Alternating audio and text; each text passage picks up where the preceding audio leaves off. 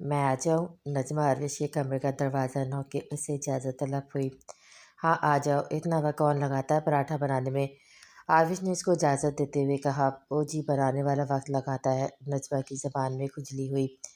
मेरे आगे कोई नहीं बोलता इसलिए खामोश रहो। आरविश उसको घूर कर कहती पराठा अपनी जानिब खिसकाने लगी, जबकि नजमा मुंह लटका इसको देखने लगी। बेचारा किस्मत का मारा होगा जिसकी इनसे शादी होगी। नजमा गौर से आरविश का संजीदा चेहरा देखती अनदेखे इंसान से हमदर्दी करने लगी। उसको आरविश नकचड़ी सी लगी, साथ में खूबसूरत भी, जिसने नमाज के स्टाइल में दुपट्टा पहना हुआ था। होठों के पास बना हुआ छोटा सा तिल जो इसमें बहुत प्यारा लग रहा था।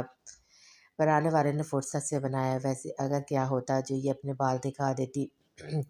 नजमा आरविश को देखती ठंडी सांस लेकर सोचने लगी। दूसरी तरफ आरविश ने पराठे का पहला निवाला तोड़कर खाने लगी तो उसको बहुत पसंद आया, जो उसके चेहरे से ज़ाहिर होने लगा था। मगर उसने जल्दी से अपने तासुरात पे काबू पाए, नॉर्मल अंदाज में खाने लगी। बंदा एक लफ्ज़ तारीफ़ कर लेता है, कितनी मेहनत और लगन से यमान सर ने पराठे बनाए थे, जैसे कोई किला फ़तह करना हुआ। और एक ये है जो तारीफ़ तक नहीं कर सकती। नजमा जो बहुत देर तक उसका इंतज़ार में थी कि आरविश कुछ कहेगी, मगर उसको खामोशी से खाता देखकर मुंह में बनाए बड़बड़ाने लगी। तुम यहाँ बैठी हो, मेरे निवाले गिन रही हो, जाओ यहाँ से, बर्तन में खुद लाऊंगी नीचे। आरविश की नज़र नजमा पे पड़ी तो फ़ौरन से इसको टोका तो हड़बड़ा के कमरे से बाहर निकली। जय यमान यहाँ से वहाँ टहलता, शायद उसी के इंतज़ार में था। कुछ कहा उन्होंने? यमान ने नजमा को देखा तो जल्दी से उसकी जानिब बढ़ा। बड़े साहब की चारों बेटियां एक तरफ और ये एक तरफ, खुदा तौबा खुदा की इतनी खड़ूस हैं कि क्या बताऊं। नजमा हाथ हिला कर कहती नीचे की जानिब बढ़ी। भला मुझसे बेहतर कौन जानता है कि ये कितनी खड़ूस है।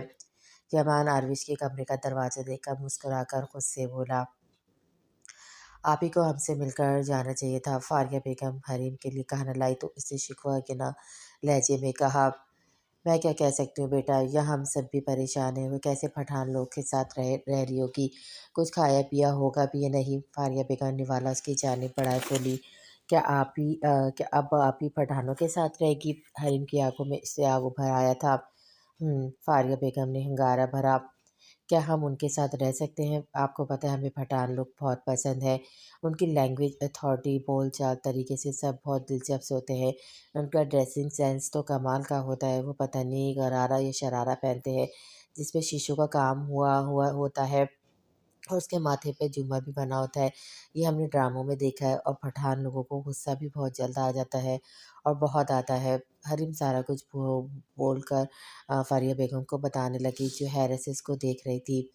भाई ये सब कुछ तो मुझे नहीं पता, बस मुझे आरविश की फ़िक्र हो रही कि वो अनजान लोगों में कैसी रहेगी। फारिया बेगम ने कहा, अनजान कहाँ, वो तो उनके वालिदैन होंगे ना, और देखेगा वो बहुत खुश रहेंगी। हरीम ने मुस्कुरा कर कहा, काश ऐसा हो जैसा तुम बोल रही हो।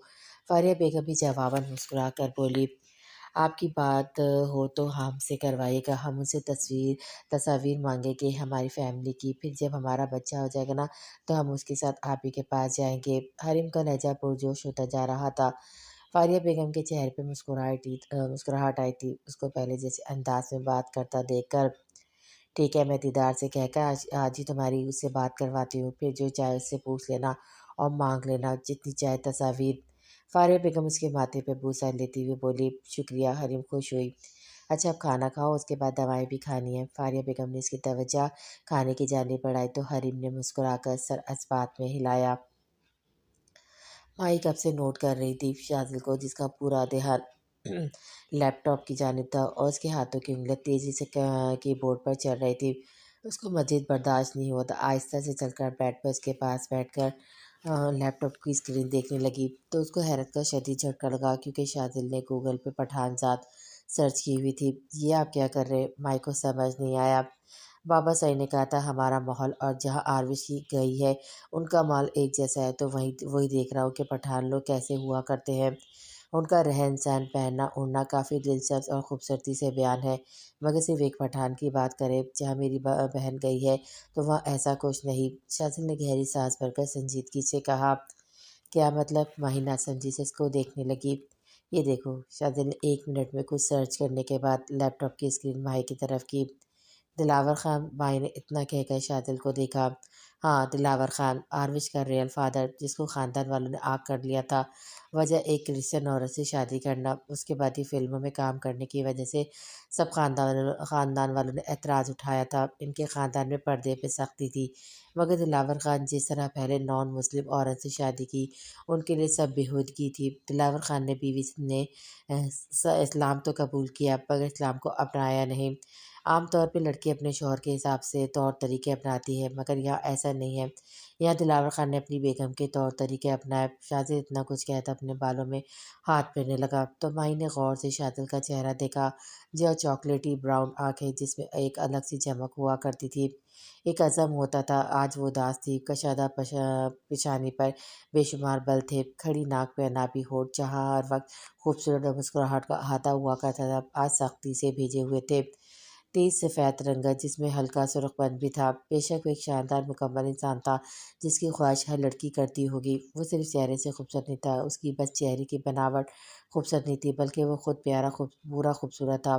اس کا انداز بے لچک اور شاندار تھا، اس کی شخصیت میں ایک الگ چارم ہوتا تھا جو اس کو احساس کمتری کا شکار کرتا تھا۔ وہ ایک بات اچھے سے جانتی تھی کہ اگر وہ شاذل کی زندگی میں بیوی یا ونی کی حیثیت سے نہ جاتی تو سامنے والا شخص کبھی بھی اس پہ ایک نگاہ نہ ڈالتا، وہ چاہے جتنا سج سنور لیتی مگر ظاہری خوبصورتی کے لحاظ سے وہ شاذل سے بہت کم تھی۔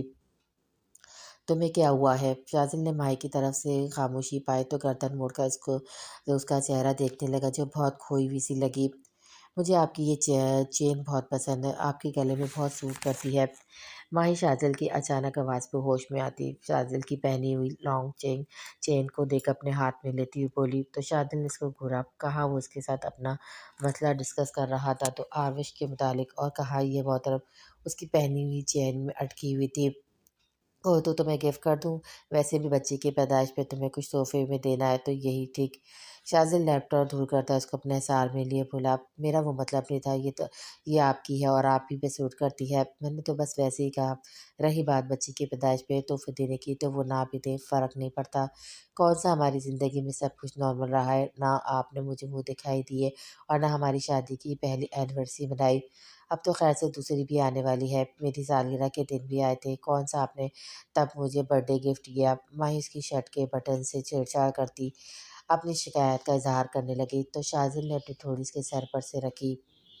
مجھے نہیں پتا تھا میری بیگم اتنی احساس ہوگی، میری غلطی ہے، مجھے تمہاری ہر چیز کا خیال رکھنا چاہیے تھا، میں کوشش کروں گا تمہیں کبھی شکایت کا موقع نہ دوں۔ شاذل اس کے بالوں میں بوسہ دیکھ کر بولا، میں نے ویسے ہی آپ سے دل کی بات کی، ورنہ میرے لیے دنیاوی چیزوں سے زیادہ آپ کا ساتھ ضروری ہے۔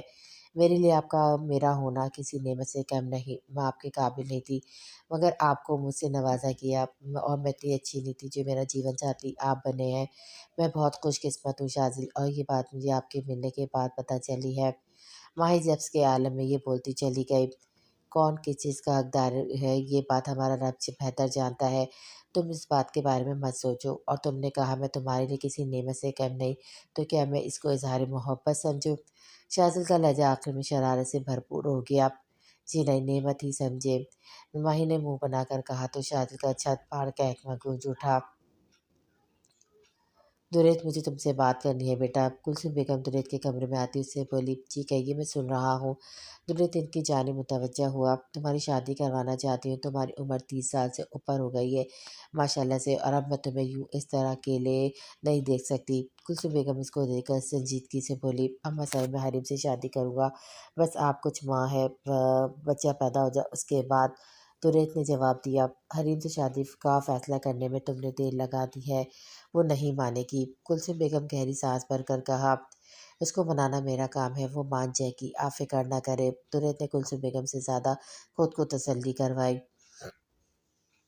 صبح کو آنا تھا اور شام لگا دی۔ دلاور خان زوبیہ بیگم اور نور کو آتا دیکھا تو خوشگوار لہجے میں کہا، ٹریفک ایشو ڈیڈ، نور نے ان سے مل کر بتایا، میرے پاس سرپرائز ہے تم دونوں کے لیے۔ دلاور خان نے کہا تو زوبیہ بیگم اور نور ایک دوسرے کو دیکھنے لگے۔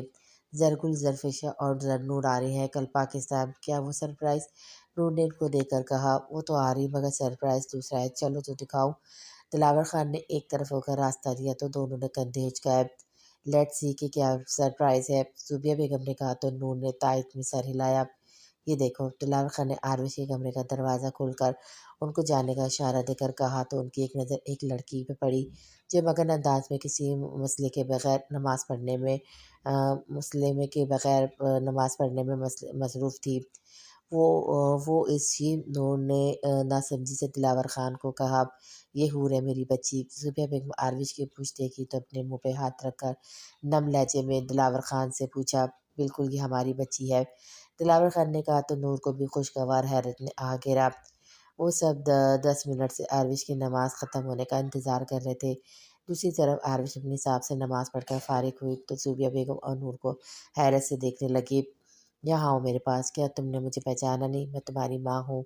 زبیہ بیگم آروش کے پاس آتی اس کو اپنے گلے لگا کر خوشی سے چوڑ لہجے پہ بتانے لگی، اور میں تمہاری بہن زرتاشا نور۔ نور نے بھی اپنی موجودگی کا احساس کروایا تو آروش غور سے دونوں کا جائزہ لینے لگی۔ پہلے زبیہ بیگم کو دیکھا، کندھوں تک آتے بال، چہرے پہ فل میک اپ کیے ہوئے تھی۔ کپڑوں کے لحاظ سے انہوں نے گھٹنوں تک آتی ریڈ اسکرٹ اور ٹائٹس میں ملبوس تھی۔ دوپٹے کے نام پہ گلے میں مفلر پہنا ہوا تھا۔ زبیہ بیگم کے دیکھنے پر آروش کو کلثوم بیگم کا سراپا یاد آیا، جس کو اس نے کبھی ایسے حلیے میں تو کیا کبھی بنا دوپٹے تک نہیں دیکھا، ہمیشہ وہ سر پہ دوپٹہ پہنے دیکھا تھا۔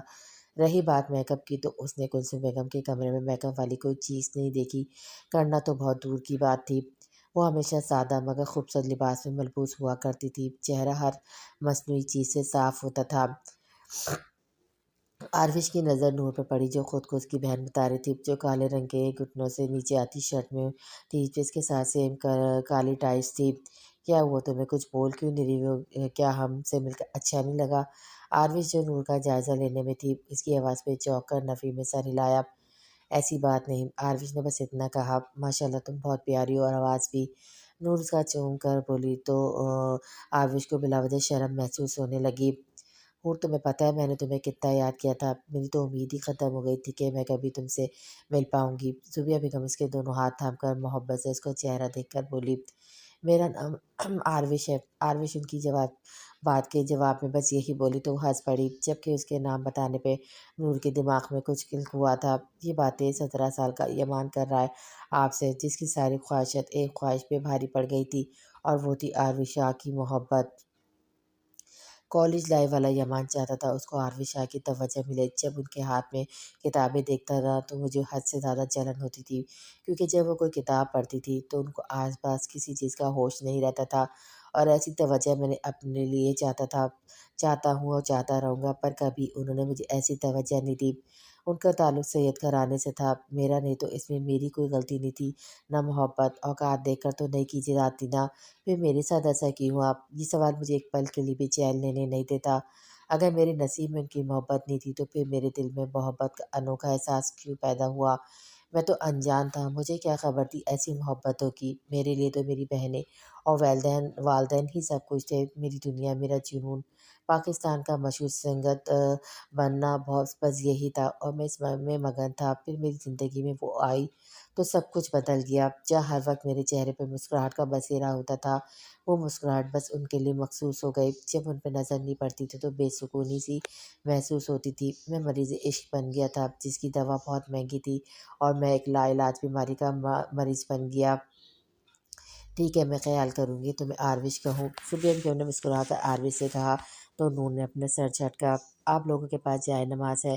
میں نے اپنے کمرے میں دیکھا، وہ نہیں تھا، اگر آپ کے پاس ہو تو مجھے دے دیجیے گا، میں نے آتے وقت کچھ لیا نہیں تھا وہاں۔ آروش باری باری سب کو دیکھ کر بولی، جائے نماز کیوں؟ نور جو اپنی سوچوں کے تانے بانے جوڑ رہی تھی، آروش کی بات سن کر اس نے بےتوقع سوال کیا، جائے نماز کیوں چاہیے ہوتا ہے؟ نماز پڑھنے کے لیے نا، آپ لوگوں نے کبھی نماز نہیں پڑھی؟ ویسے آپ لوگ مجھے پٹھان نہیں لگے، کیونکہ ان کے بول چال کا طریقہ، پہننے اڑنے کا انداز بہت الگ ہوتا ہے، اور وہ اردو بہت مشکل سے بولا کرتے ہیں۔ آروش کہے بنا نہ بول پائی۔ ہاں سب یہی بولتے ہیں، ہم ڈیفرنٹ ہیں کیونکہ ہم پٹھانوں کے بیچ کم رہے ہیں۔ نور اس کی بات کا مطلب سمجھے بنا ہنس کر بولی تو آروش نے پھر کوئی اور بات نہیں کی۔ یمان کے کمرے میں ہوگا، میں وہاں سے لے کر تمہیں دوں گا۔ دلاور خان اس کے سر پہ ہاتھ رکھ کر کہا تو یمان کے نام پہ آروش کو الجھن ہونے لگی۔ اس کو اچانک اس رات والا واقعہ آیا تو چڑچڑی سی ہوئی تھی۔ माही कमरे में एक जगह बैठी बोर हो रही थी तो उसने अपने कमरे की सफाई करने का सोचा। हालांकि उसको सख्त ताकीद की थी कोई भी काम ना करने की, मगर वो भी क्या करती, कमरे से बाहर अकेली जा नहीं सकती थी क्योंकि बहुत सीढ़ियाँ थी और नीचे शायद शिफ्ट हो नहीं रहा था। वो इस्लामाबाद वापस जाना चाहता था, मगर कुलसुम बेगम ने इसको साफ अल्फाजों में कह दिया था इसको अगर जाना है तो जाए, मगर माही तब तक नहीं जा सकती जब तक बच्चे की पैदाइश ना हो। इस वजह से शाजिल भी यही रुका हुआ था क्योंकि वो माही को हवेली में अकेला नहीं छोड़ना चाहता था। माही अभी बेड से उतरकर बेडशीट चेंज करने वाली थी जब इसको कुछ गैर मामूली पर महसूस हुआ। उसने बेसाख्त अपना हाथ पेट पे रखा। उसको समझ नहीं आया यूँ अचानक उसको पेट पे ज़ोर से क्या लगा। या अल्लाह, ये तो मुझे लात मार रहा है। माही को तकलीफ का एहसास होने लगा। अभी वो इसी में थी जब शादिल कमरे में दाखिल हुआ। क्या हुआ, ऐसे बुत बनकर क्यों खड़ी हो? शादिल कमरे में आए तो माही को पेट पे हाथ रखे यूँ एक जगह दे जमा देखा तो पूछा, शादिल आपके बच्चे ने लात मारी, वो भी ज़ोर से। माही रोने वाली शक्ल बनाकर पलटकर शाजिल को देखकर बोला, वाह जी वाह! वैसे तो मेरा बच्चा कहकर तुम्हारी ज़बान नहीं थकती थी और अब जब ज़ोर से लात मारी तो मेरा बच्चा हो गया। शादिल उसकी बात पर घूर कर बोला, हाँ, क्योंकि मुझे लगा था ये मेरा बच्चा है, इसको मेरा ख़्याल होगा, मगर नहीं, ये आपकी तरह है जिसको मेरा ख़्याल नहीं। माही रूहान सी हो गई। हाँ, हाँ, हाँ, मेरा बेटा है, बस मेरे पे ही जाएगा। अब तुम्हारी तरह हुआ तो सारा वक़्त उसका रोना ही ख़त्म नहीं होगा। शादिल चिरचिरी लेकर बोला, कितने बेहिस इंसान हैं आप और नाशुक्रे अलग से। आपको इतनी प्यारी बेसवी नैन नक्श वाली खूबसूरत बीवी मिली है, उस पे बजाय आप कदर करने के यूँ रोंदू बोला करते हैं। माई शाजिल की बात पर उससे बोली तो शाजिल जो बेड पे जाता पलट कर गौर से उसका चेहरा देखने लगा। का क्या हुआ? माई इसके ऐसे देखने पे गड़बड़ाई। Yes I know it, Shajil पुरजोश आवाज़ में बोला तो माई ना समझी से उसको देखने लगी। क्या पता था आपको? माई बेजार हुई। बेनज़ी शक्ल, बेज़ू नैन, नक्श राइट। शज़ल के उसके अल्फ़ाज़ दोहराता तायत अंदाज़ में उसको देखने लगा। राइट, माही ने कहा। यू नो व्हाट, जब मैंने तुम्हें पहली बार देखा था ना तभी मुझे फ़ील हुआ था जैसे तुम्हारी शक्ल देखी देखी हुई सी है, मगर तब ठीक से याद नहीं आया। मगर अब याद आया, मैंने जब कायद अज़म की हिस्ट्री पढ़ी तो उसमें लिखा था कायद अज़म का कद लंबा था और चेहरा बेज़वी था, और अब याद आया तुम्हारी शक्ल तो कायद अज़म मोहम्मद अली जिन्ना से मिलती है। शाज़िल पुरजोश आवाज़ में कहता माई के अरमान में पानी फिर चुका था। उसको ये बात अच्छे से समझ आई थी। शाज़िल किसी सीरियस और रोमांटिक बात की उम्मीद रखना मतलब आबेल मुझे मार के मुस्ताक है। कायद-ए-आज़म सीरियसली शाज़िल, मैं आपको उनकी जैसी लगती हूँ? क्या आपको और कोई नहीं मिला था जो किसी मर्द से मेरी शक्ल मिलवा दी? बाहिमा मुश्किल खुद पे काबू किए दाँत पीस कर बोली, बड़ी ही कोई नाशुक्री हो। मैं तुमसे कायद-ए-आज़म जो हमारे मुल्क के बानी थे, उसकी शक्ल से तुम्हारी शक्ल मिलवाकर तुमको इतना बड़ा एज़ाज़ दे रहा हूँ और तुम ये नखरे दिखा रही हो। शाज़िल तासुस उसकी जानिब देखकर अपना सर नफ़ी में हिलाने लगा। मुझे नहीं चाहिए इतना बड़ा एज़ाज़, शुक्रिया। माही मुँह बसोर कर बोली, नाशुक्री जो हो। शाज़िल इतना कहता बेड पर आराम से लेटा। मुझे आप एक बात बताएँ, क्या पूरी दुनिया में आपको एक कायद-ए-आज़म मिले थे जिससे आप मेरा मुवज़ना करने लग गए? माही उसके कुछ फासले पे बैठकर पूछने लगी। आज हमारा पाकिस्तान जो आज़ाद है ना, वो उनकी बदौलत है और मैंने तुम्हारा चेहरा उनसे मिलाया है। तुम्हें तो खुश होना चाहिए ऐसे मुज़ाहने पर। शाज़िल भी अपने नाम का एक था। मुझे से आप गौर से देखें, क्या पता आप अल्लामा इक़बाल जैसे लगे। माही तब के बोली तो शाज़िल ने अपना कहकमा ज़ब्त किए उसका जायज़ा लेने लगे। सियाह रेशमी बाल और जिनकी आवारा लठें उसके दोनों गालों को छू रही थी, पुरकशिश आंखें, पतले होठ जिनका उसने बाउट बनाकर जैसे अपनी तरफ से नाराज़गी का इज़हार किया था। माही की रंगत ज़्यादा गोरी चिट्टी नहीं थी, गुंदुमी मगर साफ़ थी। उसके नेक नक्श बहुत खूबसूरत थे, पर जो उसको सबसे मुनफरिद बनाता था वो उसकी मासूमियत थी जो उसके चेहरे से साफ़ आया थी। अगर शाज़िल को इसकी कोई बात अट्रैक्ट करती थी तो वो उसकी मासूमियत और बातें थी जो वो नासमझी के आलम में बयान कर जाती थी। देखने में वो पहले बहुत दुबली-पतली सी थी, मगर अब कुछ माह से प्रेगनेंसी की वजह से उसका वजूद भरा-भरा सा हुआ था। शाज़िल की नज़र उसके चेहरे से हटकर कंधों पे ओढ़ी शॉल पे पड़ी जिससे उसने अपना सारा वजूद छुपाया हुआ था। कपड़े भी वो काफ़ी खुले हुए पहनने लगी थी। माही का सारा जायज़ा लेने के बाद शाज़िल के चेहरे पे गहरी मुस्कुराहट आई थी। दिन-ब-दिन गोलू-मोलू होती जा रही हो। शाज़िल इतना कहता ज़ोर से कहकमा लगाने लगा। माही जो शाज़िल की खुद पे मुसलसल नज़रें महसूस की, अब ये सोची हुई थी कि वो एक लफ्ज़ तारीफ़ का ज़रूर बोलेगा, मगर उसकी बात सुनकर उसका चेहरा सुर्ख़ हो गया था। शाज़िल ने सही मानों में उसके अरमानों का कत्ल किया था। بہت ہی مین انسان ہے آپ، ماہر طبقے کہتے اس کے اوپر تک کیونکہ بارش کرنے لگی مگر شازل کی ہنسی رکی نہیں رہی تھی۔ اس کو مائی کا تپا تپا سا چہرہ مزہ دے رہا تھا، اس کو ایک عجیب سے سکون ملتا تھا۔ مائی کو تنگ کی اور شازل کو اپنا یہ سکون بہت عزیز تھا جس کا احساس اس کو فی الوقت نہیں تھا۔ خان میں آج بہت خوش ہوں، ہماری بیٹی ماشاءاللہ سے کتنی پیاری ہے، اس کی آواز، بات کرنے کا انداز سب منفرد اٹریکٹیو ہے۔ رات کے سونے کے وقت صوبیہ بیگم مسکرا کر خوشی سے چور لہجے میں دلاور خان سے بولی، ماشاءاللہ سے خوبصورت ہے مگر شان نے اس کی پرورش بہت اعلیٰ انداز میں کی ہے، ایک مٹھاس سی ہے اس کے لہجے میں۔ دلاور خان ان کی بات سے متفق ہوئے، یہ تو ہے، پھر ہم پارٹی آرگنائز کب کریں؟ صوبیہ بیگم پرجوش لہجے میں بولی۔ آروش کا انٹروڈیوس ہو، اس کے لیے پارٹی کی بات کر رہی ہو؟ دلاور خان نے تائید بھری نظروں سے ان کو دیکھا۔ جی بالکل، اب دنیا والوں کو دیکھنا چاہیے، ہماری بیٹی ہے وہ، شاندار قسم کا فنکشن ہوگا، میں تو پورے شہر کے لوگوں کو انوائٹ کروں گی اور جشن مناؤں گی۔ پہلے میں پارٹی اور گیدرنگس میں اکیلی جایا کرتی تھی پر اب آروش کو ساتھ لے جایا کروں گی۔ صوفیہ بیگم کا چہرہ خوشی کے مارے دمک رہا تھا۔ ایک ہفتے تک میڈیا والے بھی ہوں گے، میں سب سے آروش کے بارے میں بات کروں گا، سب کو بتاؤں گا، میں بہت خوش ہوں، دلاور خان نے کہا۔ مجھے تو آپ کے گھر میں عجیب سی رونق محسوس ہو رہی ہے، صوفیہ بیگم نے کہا تو ان کی خوشی دیکھ کر دلاور خان مسکرائے، پھر بولے، آروش کھانے کی ٹیبل پہ کیوں نہیں آئی تھی؟ اس کو بھوک نہیں تھی، میں نے بہت کہا پر وہ نہیں آئی تو اس رات زیادہ میں نے بھی نہیں کیا، صوفیہ بیگم نے بتایا۔ یمان نے بھی نہیں کیا، دلاور خان ان کی بات پہ بولے۔ یمان سے یاد آیا، آپ نے ایک چیز نوٹ کی ہے؟ صوفیہ کو اچانک خیال آیا تو کہا، کس چیز پہ؟ دلاور خان نہ سمجھی سے اس کو دیکھنے لگے۔ میں جب سے آئی ہوں یمان کے چہرے پہ ہر وقت مسکراہٹ آتا ہے، بات کرو تو مذاق بھی کر جاتا ہے اور ایسی حرکتیں کر رہا ہے جو اس نے کبھی نہ کی۔ صوفیہ بیگم کچھ حیرانگی سے بولی، ہاں یمان میں بدلاؤ آ رہا ہے جو کہ اچھی بات ہے، دلاور خان نے کہا۔ اچھی بات ہے مگر اتنا اچانک اور یکدم سے یہ بات کچھ ہضم نہیں ہو رہی۔ صوبیہ بیگم کچھ کھٹک رہا تھا، زیادہ مت سوچو اور سو جاؤ، کل آروش کو بازار لے جانا، شاید اس کو کسی چیز کی ضرورت ہو۔ دلاور خان نے ان کا دھیان دوسری طرف بات کی جانب کیا۔ ہاں یہ بات میں بھی سوچ رہی تھی، آسفا کا مشہور بوتیک ہے، بہت اچھے ڈیزائن کے کپڑے لے کر دوں گی میں اس کو، آج کچھ ماسی والے روپ میں تھی۔ صوبیہ بیگم نے آروش کے پیارے حلیے کو ماسی والا روپ کا نام دیتی ہوئی بولی، جو اگر یہ بات آروش سن لیتی تو یقیناً اس کا دل ٹوٹتا۔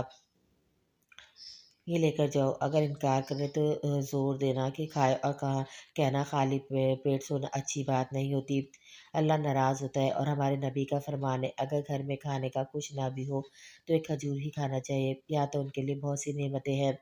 یمان کھانے کی ٹرے سیٹ کرتا بنا روکے نیند سے جھولتی نجمہ سے بولا، صاحب اگر اتنی تکلف کیا ہے تو خود ہی کھانا دے دیتے، ان نکچڑی میم کو آپ کے برابر میں ہی تو رہتی ہے، اور یقین جانے جتنا درس آپ نے مجھے 1 منٹ میں دیا ہے وہ جب میں 5ویں جماعت میں تھی نا تب اتنا تو اسلامیت والی ٹیچر نے بھی نہیں دیا ہوگا۔ نجمہ جمائیاں لیتی یمان سے بولی تو اس نے تیز گوری سے اس کو نوازا، جو کہا ہے وہ کرو، یمان نے ٹوکا، جی کرتی ہوں۔ نجمہ اتنا کہتی ٹرے ہاتھ میں پکڑی احتیاط سے، یمان نے تاکید کی، دروازے تک آپ ہی اٹھا کر لے چلے۔ نجمہ کو جو سونے کی پڑی تھی یمان کی اتنی اوور کیئر پہ جھنجھلائی، ویسے تو 9 بجے کے بعد اس کے کام ختم ہو جاتا تھا مگر آج یمان نے 11 بجے اس کو زحمت دی تھی۔ کتنے نالائق ہو تم، اتنا سا کام بھی تمہیں نہیں آتا؟ یمان نے اچھا خاصا اس کو شرمندہ کرنا چاہا۔ ایسی بات بھی اب نہ بولے، 12 بجنے والے ہیں، وہ تو سو بھی چکی ہوں گی۔ نجمہ کا منہ اس کی بات پہ حیرت سے کھل گیا، اتنی جلدی کوئی نئی جگہ پہ ایڈجسٹ نہیں ہوتا، اس لیے جاؤ اور کھانے کا بولو، یمان نے کہا۔ میری مانے تو آپ بھی سو جائیں کیونکہ آپ کے جاگنے سے مجھے بہت ڈر لگ رہا ہے، یہ سوچ کر کہ آپ کا بلاوا کبھی بھی آ سکتا ہے۔ نجمہ نے اس کو اپنے مشورے سے نوازا، ان کے پاس جاؤ تاکہ کھانے کے بعد وہ سو جائے ورنہ آنکھوں کے گرد ہلکے ہو جائیں گے۔ یمان اس کی بات پہ نجمہ گرتے گرتے بچی، کتنا پتہ ہے آپ کو، کبھی اپنی فیانسی کے بارے میں خبر کیری کر لیا کرے۔ نجمہ کی بات پہ یمان کے ماتھے پہ بل آئے، جس کو دیکھ کر نجمہ وہاں سے 9 دو 11 ہو گئے۔ یمان اپنا سر جھٹکتا کمرے کی جانب بڑھا کیونکہ اس کو بھی اب سخت نیند آ رہی تھی۔ تم یہاں؟ اس وقت دروازہ نوک ہونے پہ آروش نے دروازہ کھولا تو نجمہ کو دیکھ کر حیران ہوئی، جی آپ کے لیے کھانا لائی تھی۔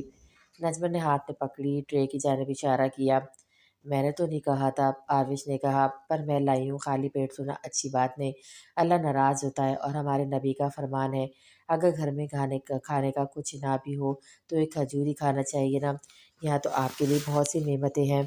नजमन ने यमान का जुमला रट रटाए तोते की तरह कहा, अच्छा शुक्रिया, आप जाओ। आरविश उसके हाथ से ट्रे पकड़ती बोली तो नजमा सर हिलाती वापस चली गई। हरीम अभी तक सोई नहीं। रात के पहर फारिया बेगम की आँख खुली तो उन्होंने हरीम को जागता देखा तो तशवीश भरे लहजे में बोली, आरविश के जाने के बाद वो हरीम के पास सोया करती थी और उसका हर काम भी करती थी। हमें नींद नहीं आ रही, आप ही की याद आ रही है, हम आपने कहा था बात करवाएंगी मगर अभी तक नहीं करवाई। हरीम ने जैसे शिकवा किया, मेरे बच्चे, अगर मेरे हाथ पे बात करवाना होता तो मैं भी करवाऊँ, पर मुझे दीदार से पता चला आरविश के पास कोई मोबाइल नहीं, वो यहाँ से खाली हाथ गई थी। जब उसके बाप का नंबर मिल जाएगा तो वो बात करवाएगा। फारिया बेगम ने तसल्ली आमेज़ लहजे में उससे कहा, आप ही ने अभी तक फिर मोबाइल क्यों नहीं लिया? क्या उनको हमारी याद नहीं आती? हरीम ने दूसरा सवाल किया। याद उनको किया जाता है जिनको हम भूल जाते हैं, और तुम्हें लगता है आरविश तुम्हें भूल गई होगी? फारिया बेगम ने कहा तो हरीम ने नफ़ी में सर हिलाया। फिर आराम से सो जाओ, मैं करती हूँ कुछ जिससे जिससे आरविश से तुम्हारी बात हो जाए।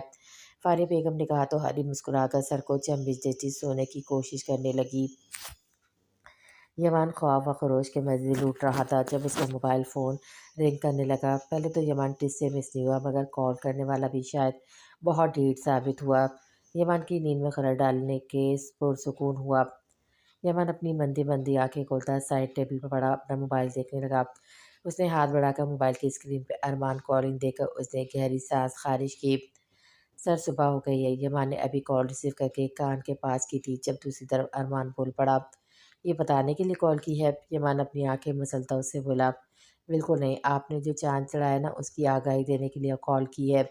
अरमान ने कहा तो यमान के माथे पर बल पड़े, कौन सा चांद चढ़ाया मैंने जिसकी खबर मुझे ही नहीं है, तुम्हें है? यमान ने कहा, लगता है कल रात से आपने अपना फ़ोन यूज़ नहीं किया, आपकी तस्वीर सोशल मीडिया पे टॉप ट्रेंड है।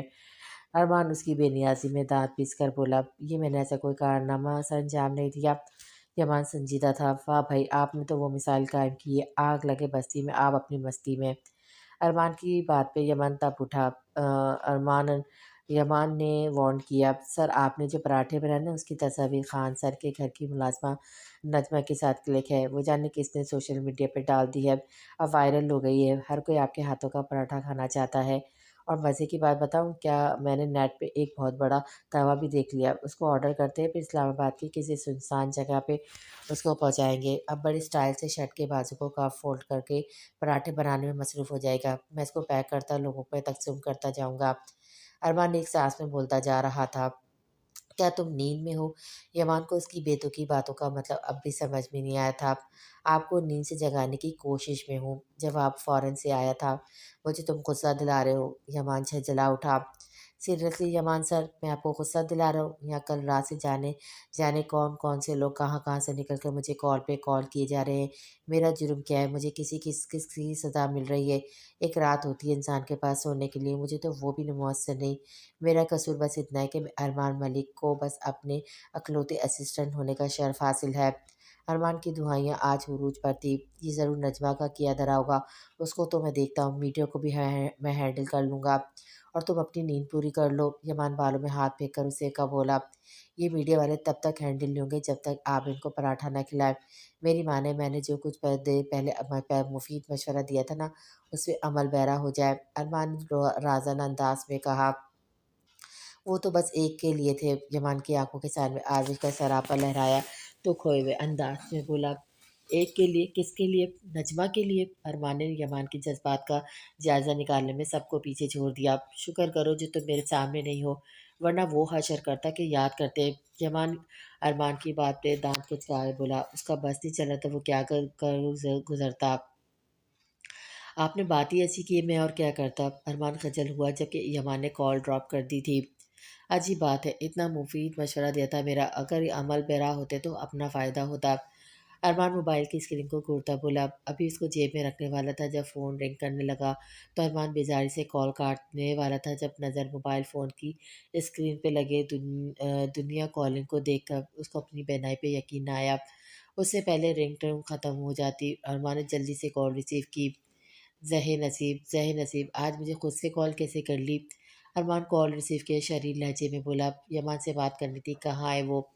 دوسری طرف فجر نے سنجیدگی سے کہا، ضرور آپ نے وائرل ہوتی تصاویر دیکھی ہوگی اور خواہش جاگی ہوگی کہ میں بھی پراٹھے کھاؤں، تو بے فکر رہیے، میں یمان سر سے پراٹھے کی ریسیپی لے کر آپ کے لیے بناؤں گا۔ ویسے تو مجھے پتہ ہے گندم کا آٹا گوندا ہوتا ہے، پھر اس کو بال جتنا گول کر چپاتی کی طرح بنایا جاتا ہے، اس کے بعد غبارہ جتنا چپاتی کو پھلائے، پھر توے پہ رکھ کر اس میں گھی ڈالنا ہوتا ہے، بس پھر گرما گرم پراٹھے تیار۔ ارمان نے مزے سے اس کو پراٹھے بنانے کا طریقہ بتایا تو فجر نے صوفے کا سہارا لیا۔ کیا تم کوئی سستا نشہ کرتے ہو؟ فجر نے طنزیہ کہا، میں مہنگا نشہ بھی افورڈ کر سکتا ہوں پر وہ حرام ہے، تبھی میں نہیں کرتا۔ ارمان نے فخری انداز میں کہا، میں نے بہت بڑی غلطی کی تمہیں کال کر کے، مجھے بہت ضروری بات کرنی تھی یمان سے، مگر تمہاری وجہ سے یاد ہی نہیں کہ کیا کہنا تھا۔ فجر دو انگلی سے اپنا مسلتی دانت پیس کر بولی، جان کر خوشی ہوئی۔ ارمان تھوڑا شرما کر بولا، کیا جان کر خوشی ہوئی؟ فجر کو سمجھ ہی نہیں آیا۔ یہ کہ جب آپ مجھ سے بات کرتی ہیں تو پھر آپ کو کچھ یاد نہیں ہوتا، آپ سب کچھ بھول جاتی ہیں۔ ارمان فجر کی بات کا اپنا مطلب نکال کر بولا تو فجر نے بہت بری طرح سے اپنے دانت کھچکھچائے۔ سائیکو انسان! فجر دانت پہ دانت جمائے کہتی کال ڈراپ کر گئی۔ ٹوٹ ٹوٹ کی آواز پہ ارمان نے موبائل کان سے ہٹا کر اسکرین کو دیکھا تو منہ بند کیا۔ کوئی عزت نہیں میری ان دونوں بہن بھائیوں کی نظر میں، جب دیکھو اپنی بھڑاس نکال کر کال کٹ کر جاتے ہیں، اب میں کس پہ اپنی بھڑاس نکالوں؟ ارمان سیل فون جیب میں رکھ کر تعصب سے بڑبڑایا۔